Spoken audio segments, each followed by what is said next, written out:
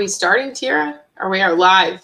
Hi, everybody. I'm Isabella Marquez. I use she, her pronouns. I am the Washington, D.C. Fellow for Ignite, which pretty much means I am in charge of creating the Ignite community in D.C., reaching out, getting people involved. I'm currently coming to you live about 5 blocks from the White House, so kind of cool. And I'm super excited to be here with you all today.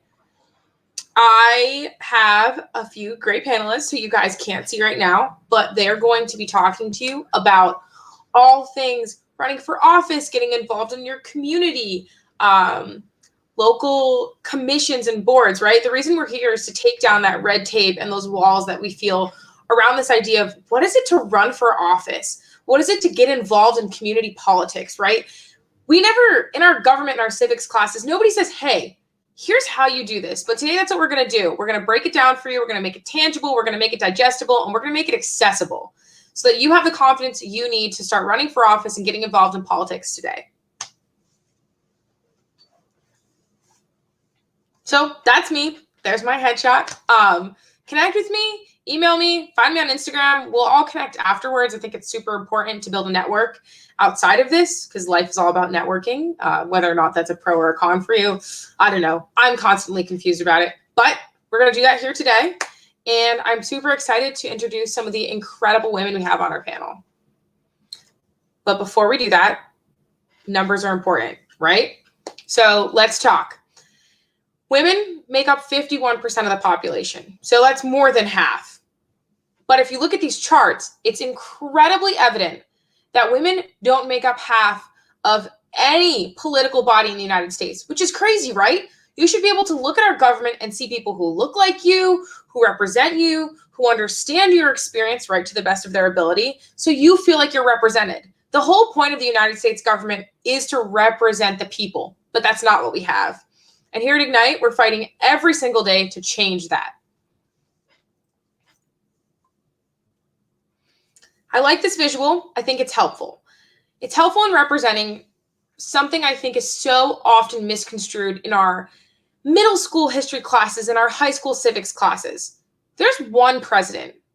There are 500 and something people in Congress, 8,000 state legislators, and all of those positions are super important and they're super vital. But we don't talk about the importance and the amount of locally elected officials that exist. We need to get involved in those positions because that's where we see change created every single day. Quite literally, outside of my building, we got a new crosswalk maybe a couple of months ago. I don't know. The pandemic, I have no concept of time anymore, but let's pretend it was like last month. I saw that change. That change was made by my local ANC, my local community board. You can do those same exact things when you're getting involved in your communities. And it's great because you can get into really specific issues like sex education or gun reform or building a crosswalk or bike policies, right?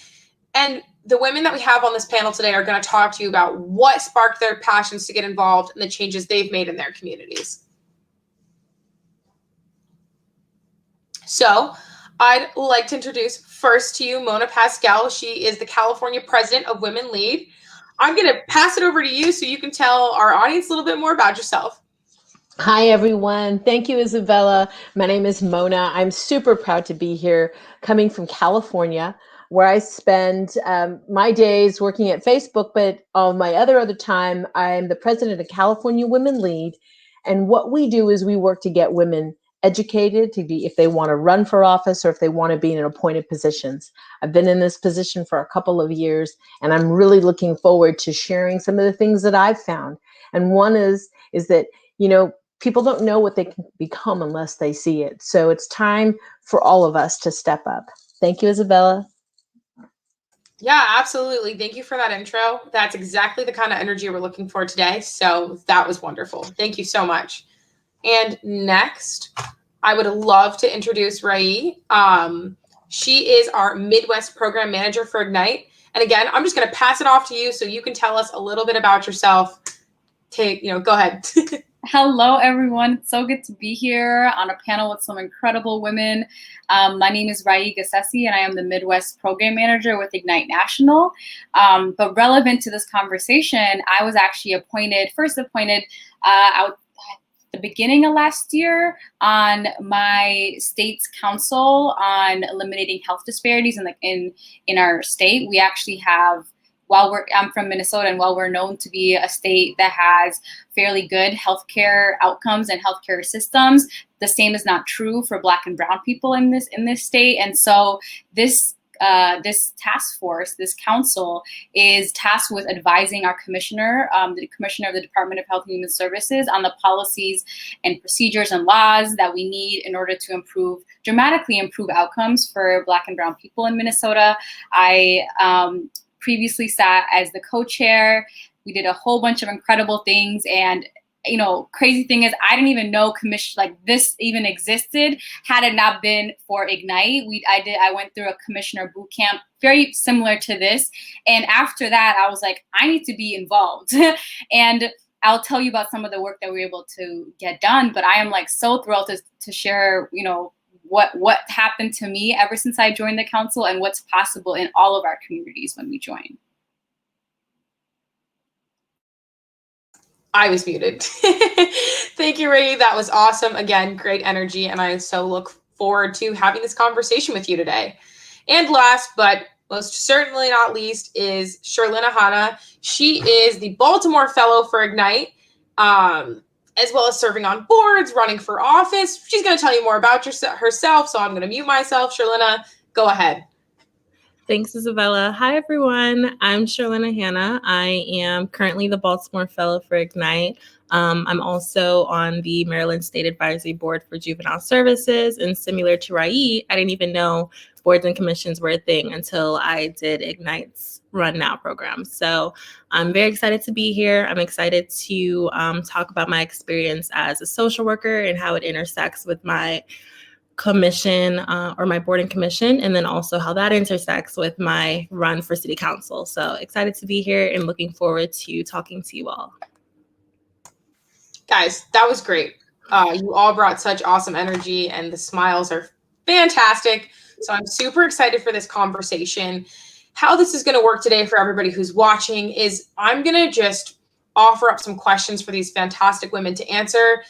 And the idea is that through this conversation and these questions, you'll leave with a better understanding of what a local community board or commission is in the first place and how you can get involved. And again, make sure you're following these women on LinkedIn and Instagram and Facebook to stay connected and build that network out, because we're here even after this program if you have questions or want to stay involved. But without further ado, I would like if each of you could just take a moment and share what you felt called you to do this work. So what inspired you to come here? We'll start backwards. We'll start with Sherlina this time, and we'll work our way up. Yeah, so as a social worker, I recognized a lot of patterns with my clients, and there was only so much that I could do in the therapy room. So I thought it was necessary for me to get involved in the community, get involved with a board that consults with the Secretary of State to advocate for these policies that are impacting my clients. So that's what motivated me to join this board. But I definitely would suggest that you do a lot of research on what kind of board you're applying to before you sign up to be on any board or commission. Thanks, Sherlina. We'll go to Rai now, please. Yeah, so what drew me to this work is my lived experiences as a Black woman in Minnesota, watching our maternal mortality and infant mortality rates, and not even just mortality, but even just morbidity in general, and the poor health outcomes of many Black and Brown people in Minnesota was like frustrating. It was frustrating. It was sad. It was painful. And I didn't know that I could be a part of a council like this that is tasked with dismantling and undoing the disparities that we see. And two, I didn't feel equipped or prepared to do this work. But really, I'll talk about this more, but my lived experiences were actually so needed at the table. And I was joining a council where I was not only the youngest, but like by far, like not even by a little bit. I was the youngest by at least probably 10 years.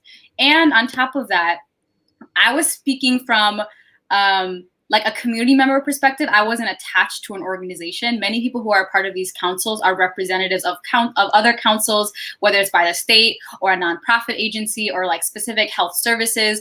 I was going in there as a community member who is distressed at the outcomes that we're seeing in my community. And I actually think that lended me so much more freedom to call things out when I saw them, because I wasn't attached to something else or somebody else or some other interest. So, you know, what called me to this work was my lived experiences, but what made me stay was knowing that being the youngest person in the room, being one of few still Black people and Black women in the room, was like, I need to stay in this room. So I can't wait to get further into this conversation so I can tell you a little bit more about the nuts and bolts of like how to get appointed, how to stay, how to advocate for yourself in these rooms.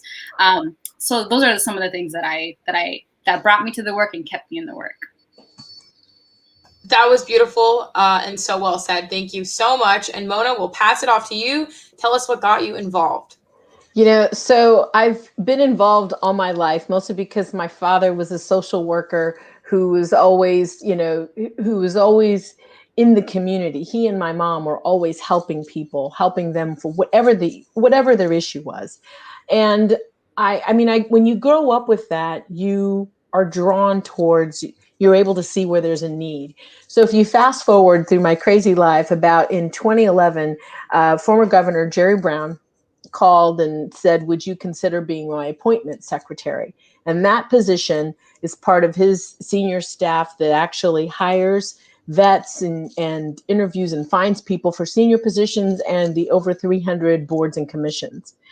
And I remembered when I got that call that night, I remembered in the 1970s, I know a long time ago, I remember as a child watching my father and my uncles sit around the kitchen table, peppering each other with questions, because for the first time there was a governor who was appointing more people of color and women to the bench, more people of color and women to managerial positions. And that governor was Jerry Brown. So I felt like, while none of the men that were at that table are with us today, the spirit and the hope that I remember them having was really real. And I wanted to see if I could bring that to others.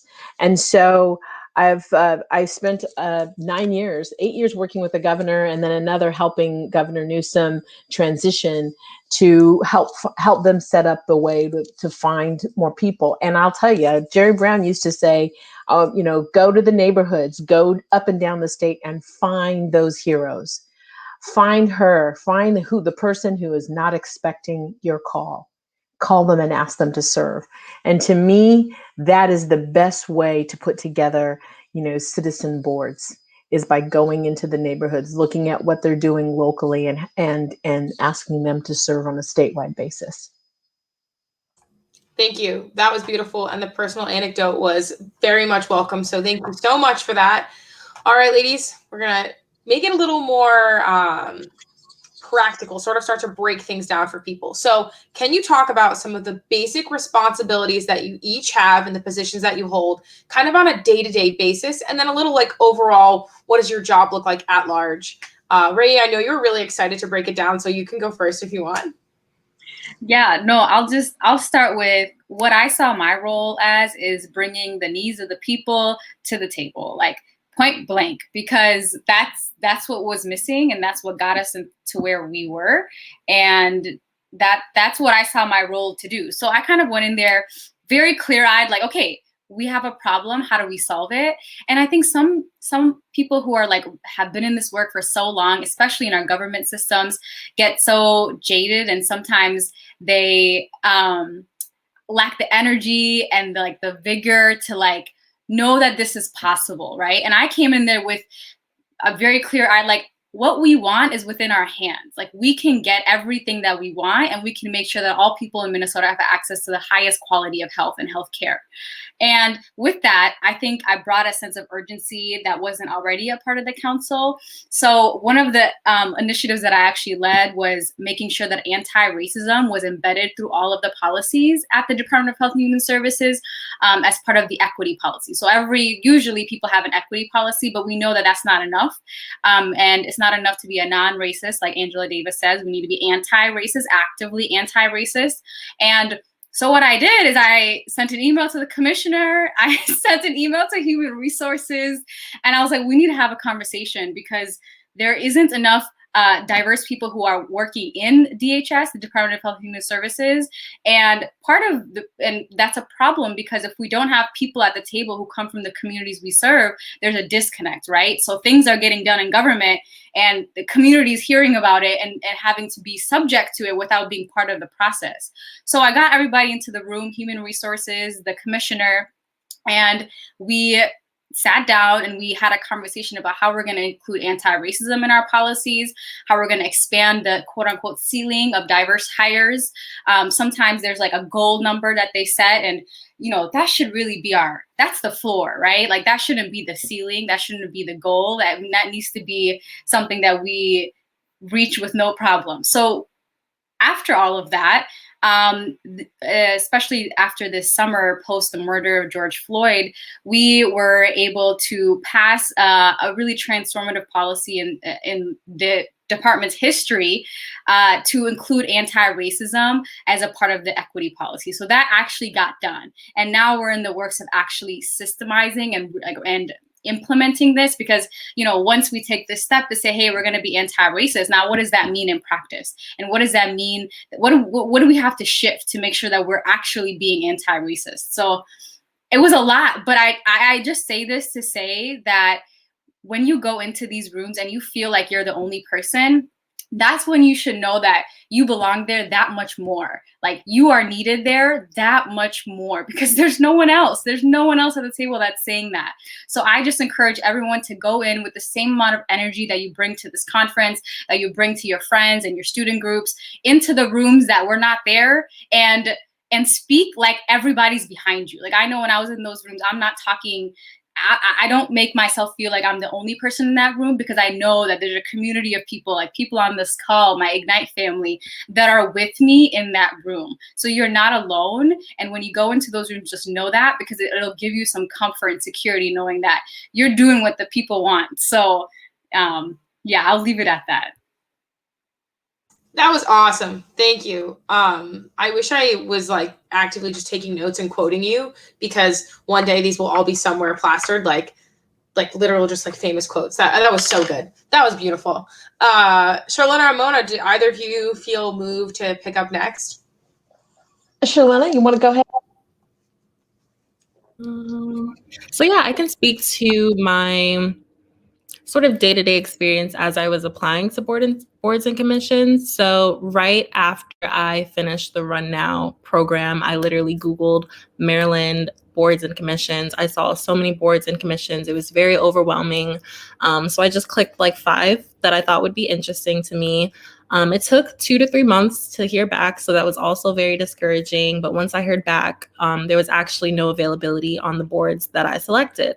So I had the interview with the appointments office, and then she suggested different boards based on the work that I was doing. I did all my research. I saw how often they met. I saw whether the meetings were virtual or in person, and I picked the board that best fit with my schedule. So knowing that I wanted to be more involved with Ignite, knowing that I also had a full-time job, I had to pick a board that kind of reflected my schedule. So my board meets 6 times a year, so it's very convenient.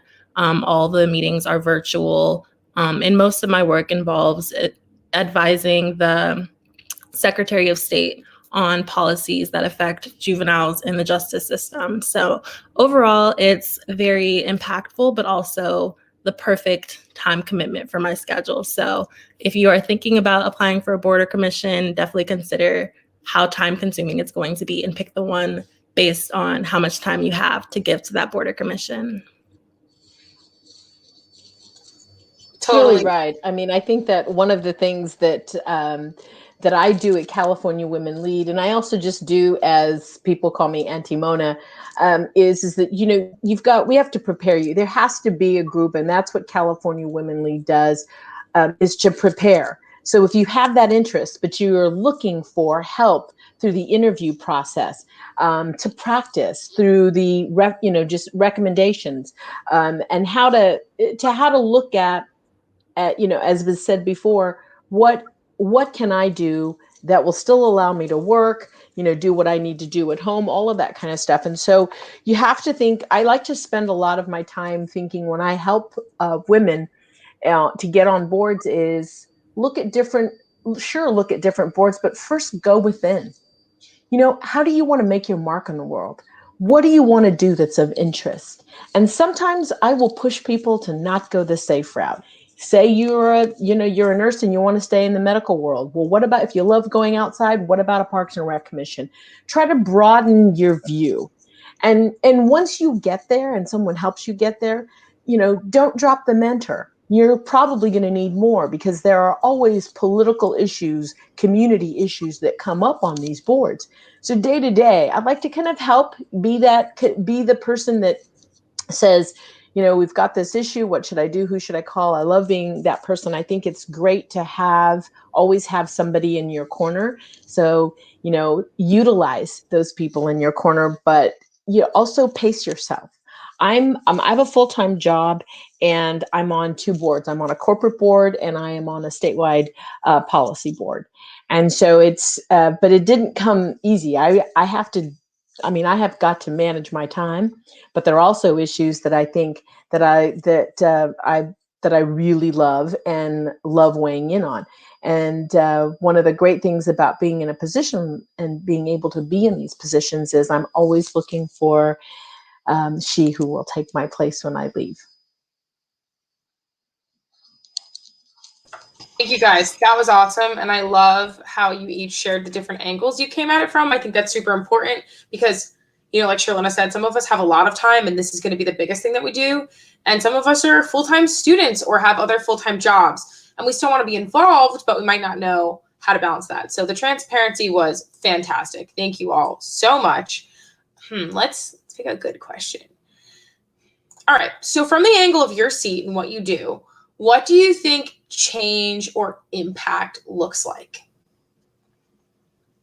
And does anyone want to pick it up? Or I can pick.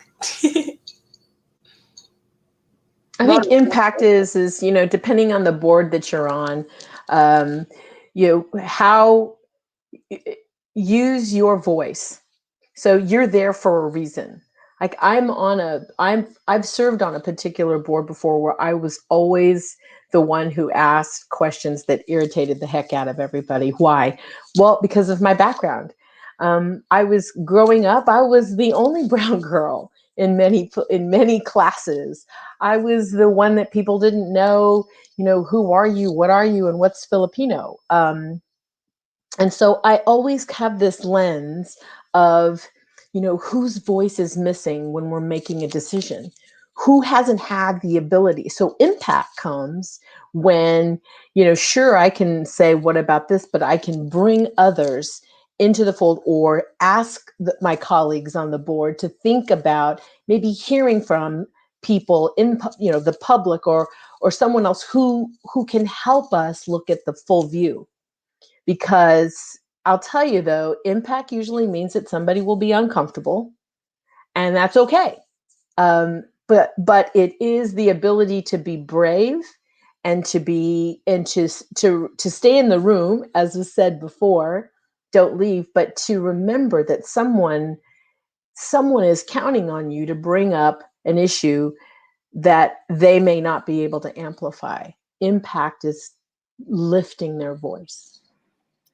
That is such a powerful point. That makes me think about, I was I think it was probably a year ago, I was listening to a podcast and this person said, when you are occupying seats of power, when you're occupying spaces that were not created for people like you and people like us, know that someone was dreaming about you like 50, 100 years ago for that space to be created so that you could step into that role. That role wouldn't be there. That was not handed to us on a silver platter, like, we want you to be at this table. People fought for the right to be at the table. So when we get into there, our job is to dream about the 50 years forward. Like, who's going to come after me, and how am I going to set up the conditions today to make their lives easier, to make their lives less stressful, less, more free and loving. Like, that's what our obligation is. So just like our ancestors were thinking about us, we need to be thinking about our future.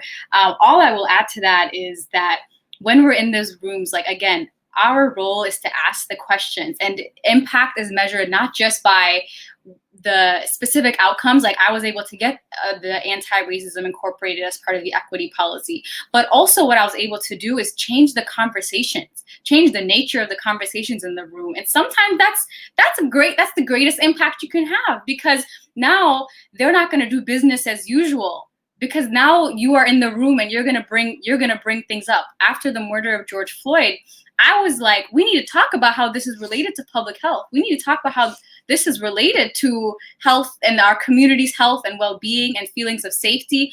This is related to health, so why are we not talking about it? So, like, when you change the nature of the conversations, you stop and you kind of like clog, how I think of it is like clogging the system from just going on as usual. And that's what our job is, like, especially as young people who, we haven't been, like, we just have this vision of what we want the world to look like, and we do it every day, where we need to bring that energy into these rooms, because I know we have it. Like, Gen Z, as we know, especially I'm a Gen Zer, so I'm a proud Gen Zer here, but our generation doesn't take it anymore. And I think it's something that we should make sure that we take, not just like on the streets and in meetings with elected officials, but once we get into those rooms where we are appointed or we are elected, keep the same energy and let them know exactly what we need.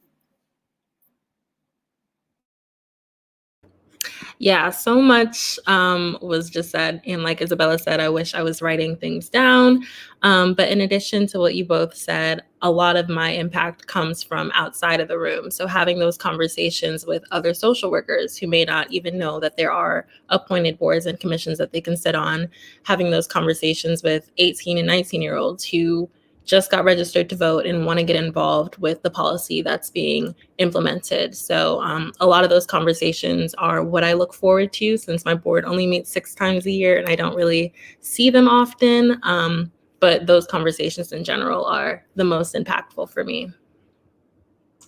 Thank you, guys. That was awesome. One thing that I think a common thread I noticed between what the three of you said was this idea of being underrepresented in a space, or feeling like the space maybe isn't made for you, or maybe even feeling unwanted in a space. Do any of you or all of you have specific tactics that you use to sort of combat that feeling in the moment?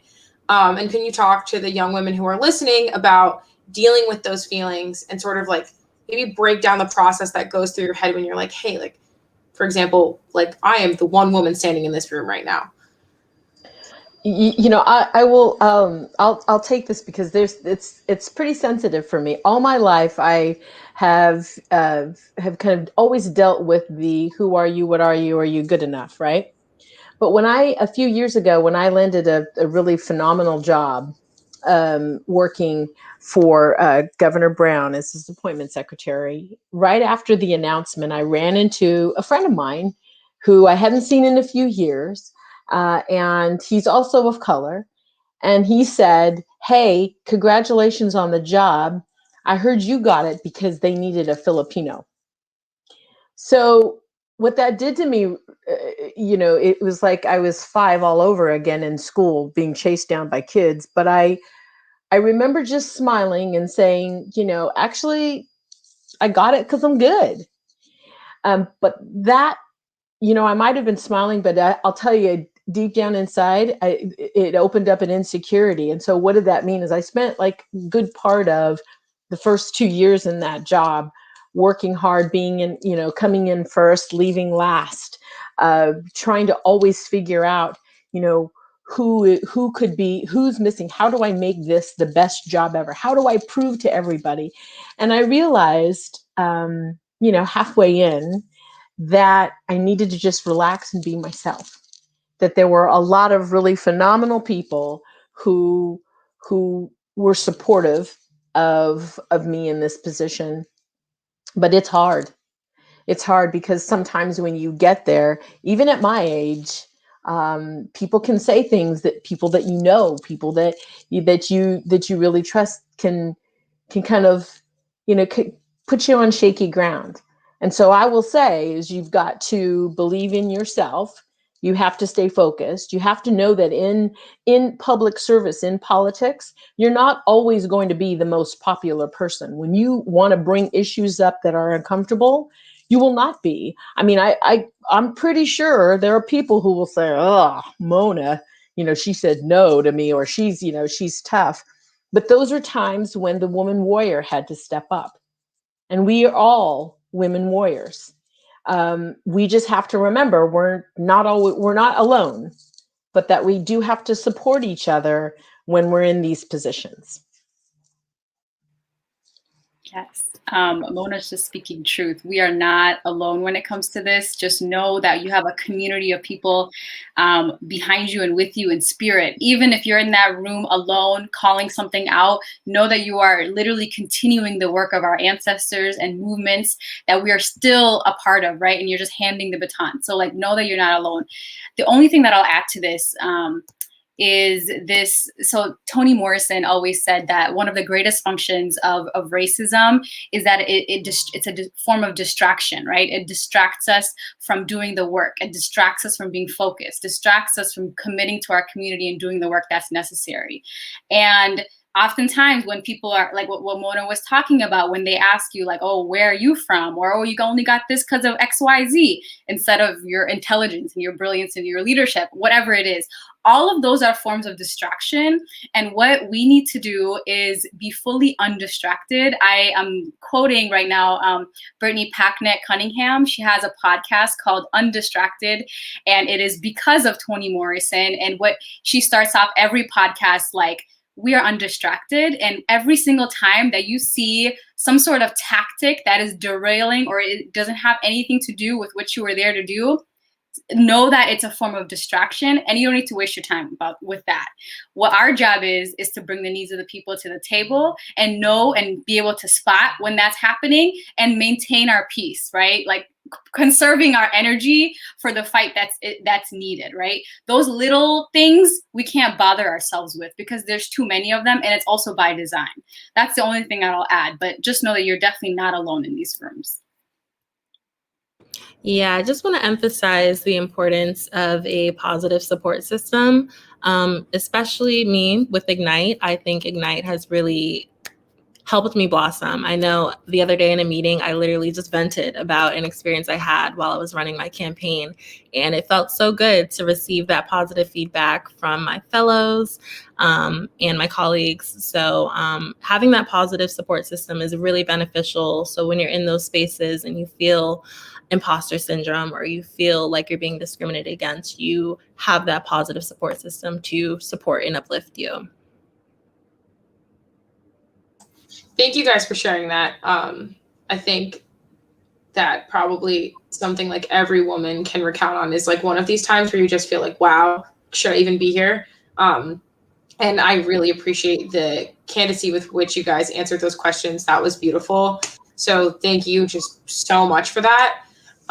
So as we're not concluding yet, but we are sort of getting to the end of our panel, I want to really break it down into action steps. So what would you say is your best piece of advice for somebody who maybe after this session is going to start preparing themselves to apply for a board or commission? We can start with Sherlina because she's running a campaign right now. So she's got a lot going on.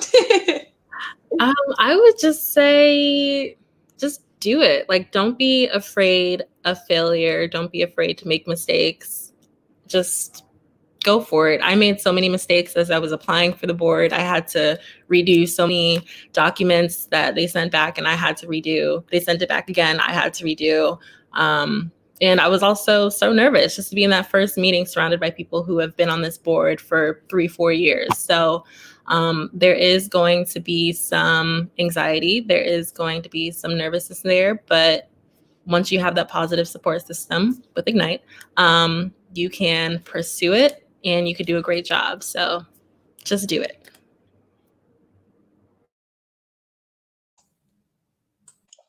I would say, when I go back to my time as appointment secretary, only because it became really stark. I used to go up and down the state to do these workshops on how to get appointed, how to do the application.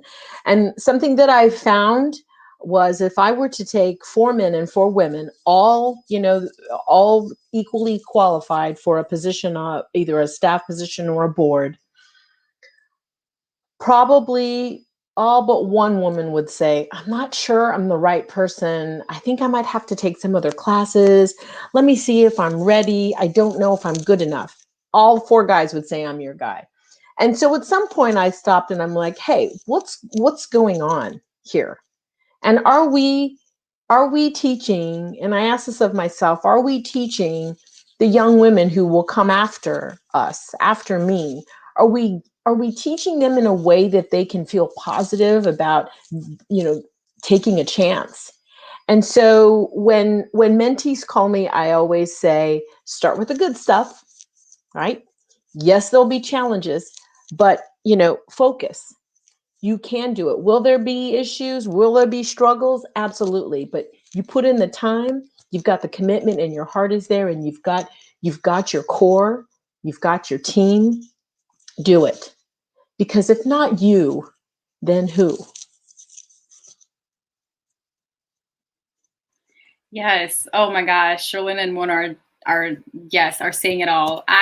In terms of like really like next steps, start connecting with people on the board that you're interested in.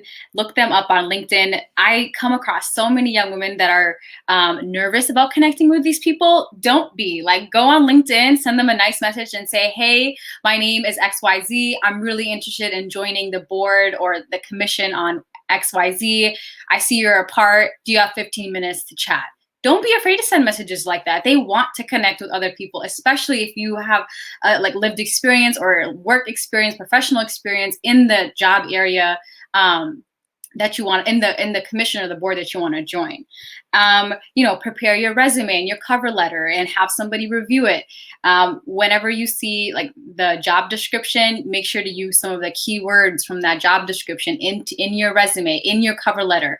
Make sure to highlight the fact that you would be an asset to them, maybe because of your lived experiences or maybe because of your professional experience, maybe both. You want to be very explicit in your cover letter as to how your interests align with the goal of the commission, right? And one thing I'll say is use your age, as I am assuming a lot of people here are going to be younger, use your age as an asset, not a barrier. So for me, I actually in my cover letter brought it up to the top because I felt that it was going to be something that could potentially be used against me because I didn't have 10 plus experience working for DHS or whatever. But I did have at that point, 20 years lived experience growing up in Minnesota and dealing with the health and human services system.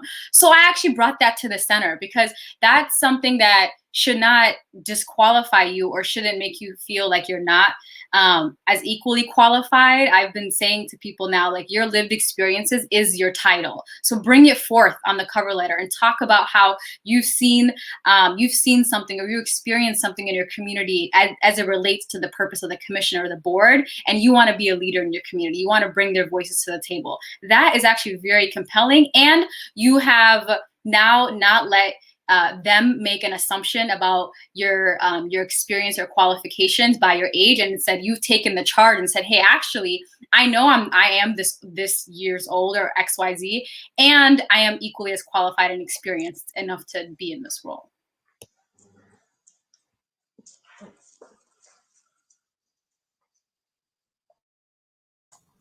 I love that. I think if it's fair to say, what you just told everybody is tell your story before someone else can tell it for you. Like, you are in charge of who you are and how you come to the table, and do that in your cover letter, do that in the way you speak. That was beautiful. Thank you. I would like to give each of you just a couple of minutes to sort of reflect on the conversation and maybe add something you think that I didn't ask you, add something that you think is really important for the audience to know, whether those are action steps or themes, ways to contact you would also be great. And yeah, I don't know if any of you feel like you have something pressing and you want to start, but the floor is yours.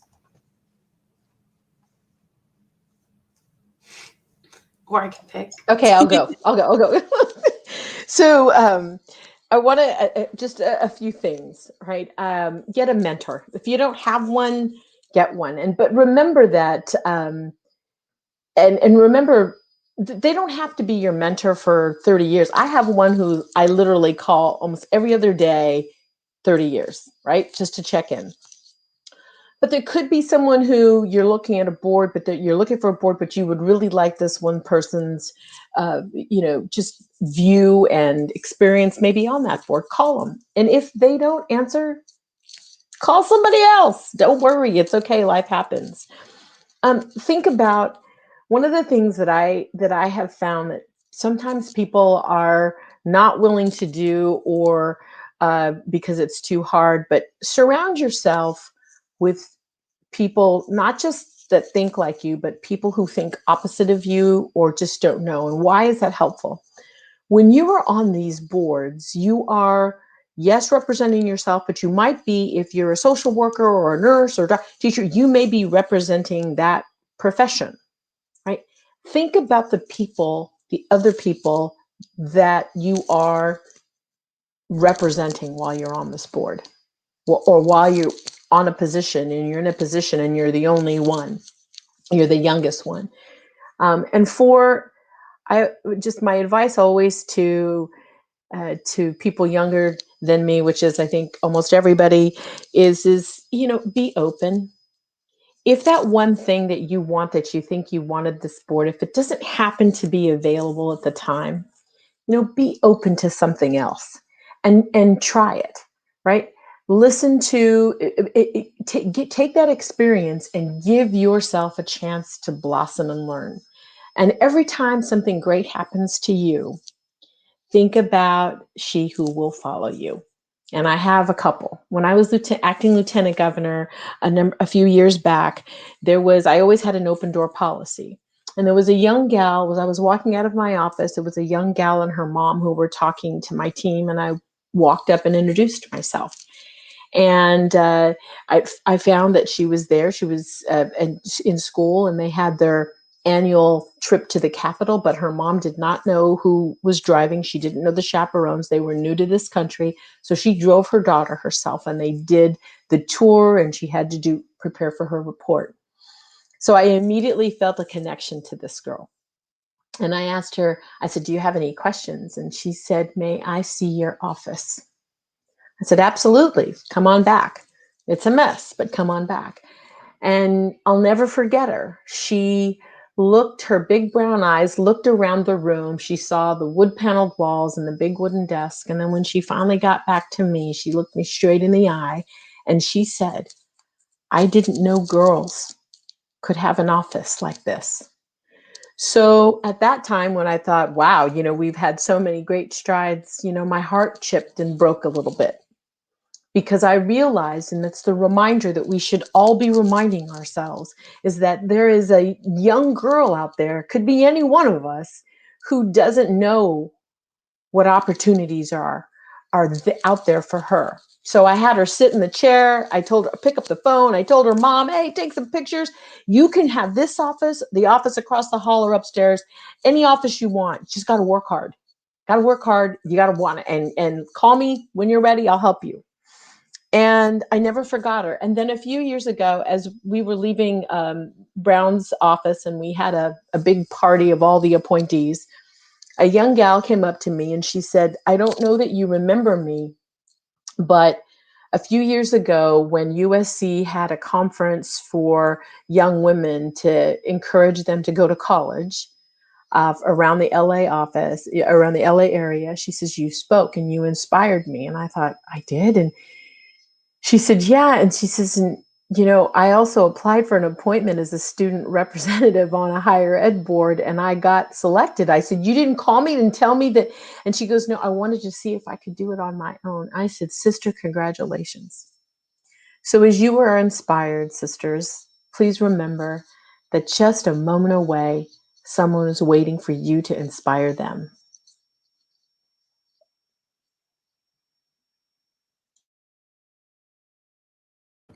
That was amazing. I just want to touch on something that I just thought of as you were talking. So in my work, we usually say meet people where they are, but I want to challenge that and say meet yourself where you are. So understand your limits, understand your boundaries, understand the things that you aren't willing to compromise with regard to these boards and commissions. So being a woman, there are going to be people who try to take advantage of you, who think less of you because of your age, because you are a woman. So it's important to be confident in what you believe in and stand firm in what you believe in. So meet yourself where you are.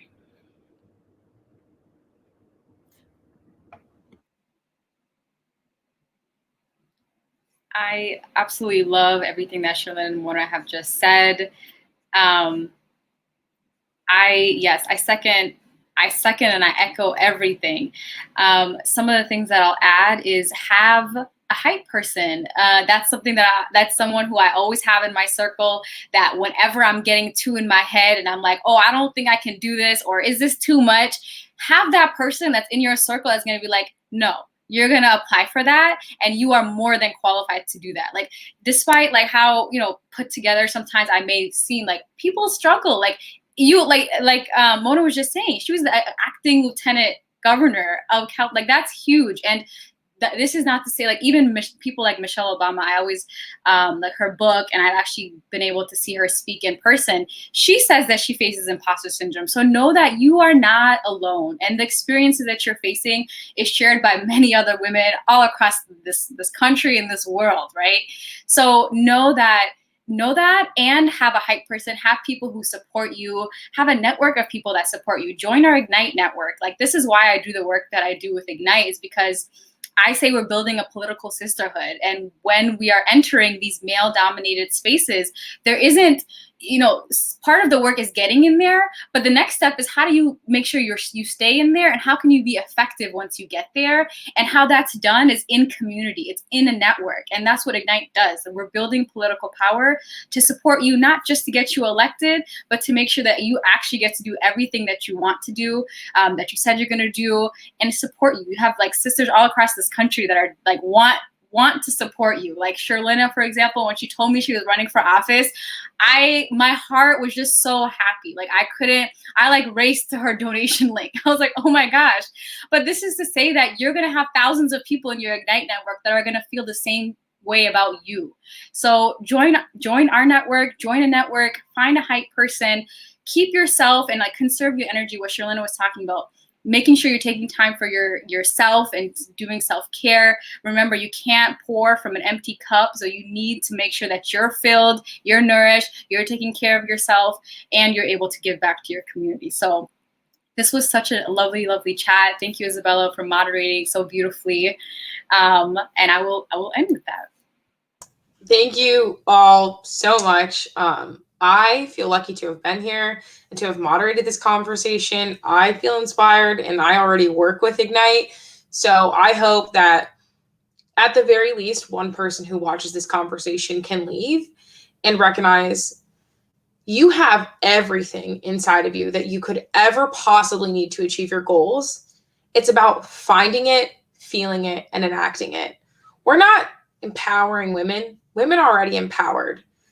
It's about giving you the confidence you need to strike that power and do exactly what you want to do.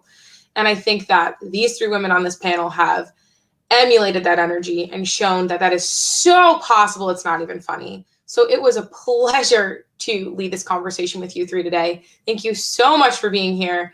Please connect with us all afterwards. We are in your corner. We are in your network, and we want to support each and every one of you who watches this video, or if you're live with us now, you as well. So stay connected, stay in touch, and remember that you've got everything you need inside.